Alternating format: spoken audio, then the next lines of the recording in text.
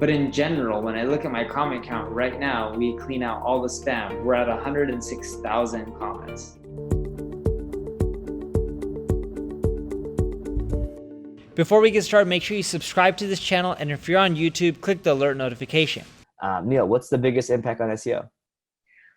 From all the data we've seen and tested, we believe it's brands. Now, here's what I mean by that. So to go back, Eric Schmidt, the ex-CEO of Google, once said brands are the solution. They're not the problem, right? It's how you start out the good companies from the cesspool. And in a book, I'm paraphrasing his quote, but you guys get the point. He's pretty much saying brands are important and brands are a key factor in Google's rankings. So I once, over time, I noticed a trend. More and more people were typing in my domain name into Google. So my domain name is neilpatel.com for one of my sites. More people were typing in my name, Neil Patel SEO, Neil Patel tools, Neil Patel Ubersuggest, Neil Patel content marketing, etc. Variations of my name. And what we found is if we didn't build links or anything, but our brand spiked from PR or whatnot, and it spiked for a month or two, all of our rankings skyrocketed. And even when the PR went down and the brand queries went down, our rankings maintained or close to maintained to their peaks. So we found that Google loves brands. Like we've seen and tested sites in different regions globally. And even if you build links, you write the right content, you're super thorough, we found that if you don't have brand queries, you don't rank as high. But if you have a ton of brand queries and you barely have links or anything like that, your rankings skyrocket. Absolutely. There's an algorithm change back in 2009. That was a big brand update, I believe. And since then, bigger brands have been getting a benefit. Now, bigger brands, it doesn't necessarily mean you have to be a bigger company, right? Yeah, you don't have to be a Nike or Wikipedia. You just have to be a big brand for the keywords you're trying to rank for. And you don't have to be the biggest brand. You just have to be somewhat of a brand. Like my brand queries suck compared to Nike. I get roughly 100,000 visitors a month from people Googling Neil Patel, even though my domain name is neilpatel.com. But yeah, I still rank well, and so does Nike, but Nike probably gets 100,000 queries every single minute. So brand queries, big impact on SEO. You've told me this for years. This is not a new thing. So what's surprising is why haven't more people done this, right? Yeah, and you're doing a good job of it. You do YouTube, you're on social media, you blog, you speak at conferences, you build a brand.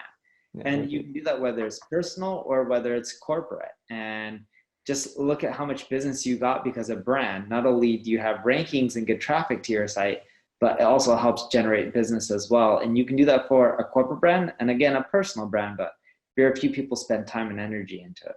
Yeah, I think it's one of the things I've seen you over the last probably 15 years or so continue to invest in. And now you have an ROI from it, but I remember the first 7-8 years, there was zero ROI and you spent tens of thousands of dollars a month on building a brand, and where others didn't, but you spent a lot of money on brand. For those of folks who maybe don't spend money or like maybe need a little bit of convincing, I guess what are some ways you can build your brand up online?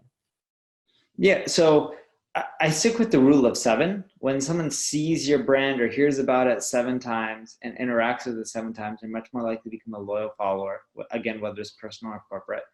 So simple things that you can do is 1, collect emails. If you collect emails, anytime you update your content or have something new like a YouTube video, you can always blast it out. 2, you can do push notifications. So anytime someone comes to your site, have them subscribe. Anytime you have new content or want to push out a message, let them know. 3, leverage social media, all of the channels out there, because I believe that you're not going to find someone on one channel or another, but you know, if you leverage all of them, you'll get something. It's better than nothing. 4, engage with people. So like you mentioned, if someone leaves a comment on your videos, you'll take the time to respond to them. I think that's huge. A lot of companies and people don't do that. That does help build a lot of brand loyalty. I would say the next one is interact with people in person. you do a great job of that as well. Most people are like, yeah, I'm going to try to build a brand. Let me stay away from people as far as possible. But there needs to be some sort of touch component, human component, where it's one-on-one or one-to-many, but live in person. Yeah, absolutely. I think the couple of things, the comments, I think helps you build connections with your readers. I think you've probably, QuickSprout, Neil Patel has more comments than probably any other digital marketing site, every other digital marketing site combined, right? Like somehow you've engaged. You have a lot of comments. I've tried to repeat that on my site, and I can tell you it doesn't happen overnight. Yeah, you have to be consistent. It happens very slowly. And the later you start, like when you started back in like, I would say like 05, 06, people were more engaging at that point, and they continued to engage with your site. You start later, they don't engage as much. Yeah, they don't engage as much. It's harder. Even now, I notice we get less comments than we used to. But in general, when I look at my comment count right now, we clean out all the spam. We're at 106,000 comments. Holy crap. That's a lot of comments, right? What's the average per blog post? Like 10 to 20? I think it's I'll tell you right now. So 106, and I have, let's see, 106, 447 divided by 5420, 19.6 comments per blog post. Wow, nice. That's awesome. I have an average of 1 comment per blog post. You got to start somewhere, right? That's right. Yeah. I just know this because I have 419 comments and 419 posts. So anyways, cool. So commenting is great. I think the next thing is relationships. Networking builds that relationship, and a relationship is like a deeper impact on a brand, right? Like it's one of the things I remember you telling me a long time ago is like, I want people to talk about me when I'm not in the room, and you optimize for that. I don't know what the heck you're doing. If they say good or bad thing, right? You just want to be top of mind, because then when someone wants to pay you, hopefully they'll think about you over anyone else. But yeah, I love the fact that you're building brand multiple ways. You do a lot of YouTube, you do Instagram, you've been blogging for years in multiple places. What's your favorite way to build a brand, or building brand queries specifically? Release free tools. I found that beats everything. Hell yeah. That is a great thing. Like look at Ubersuggest. Dude, that thing just crushes it from a search volume. Yeah, we get 340,000 monthly visitors, or technically 340,000 visits every 28 days from people Googling Ubersuggest. Wow. We have this company called Voila Norbert. It's an email finding tool. Voila Norbert, it's not a common brand, right? It's like, it's a French folks. Like you wouldn't think that like people would search for that. We get more searches for our brand name than our top keywords have. Yeah, your logo's cool too. the Norbert, the little butler guy.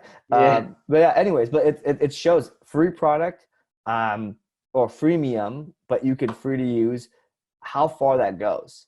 And one of the reasons when we acquired it, it was just like, hey, we could do nothing with this, and the brand value alone will continue to grow as long as you make the product better. So it's like no marketing just by improving the product is marketing. And I know you guys have done a lot of work on the Ubersuggest side of things. Is that why you put it under the Neil Patel umbrella to get? Correct. Yeah. Oh, awesome. You have to invest in it, right?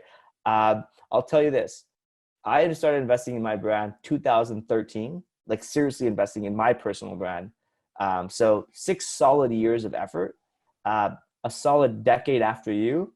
And there's a 0 in terms of how many people, or 2 zeros probably, versus the volume and the traffic and everything like that regarding yours or my personal brand. And I'm sure there's a lot of other stuff in between, but always start earlier. Skyrocket though. As you wait, you do another 3, 4, 5 years, it starts growing at a much faster pace. Right. Yeah. It's a snowball effect, right? Over time. Yep. Yeah. So don't start later. Start now, because channels will change. Like the stuff that would work today won't work in 5 years. So start now. Exactly. Get that. Awesome. Thanks, Neil. Where can people find you? Where do you want people to go? neilpatel.com.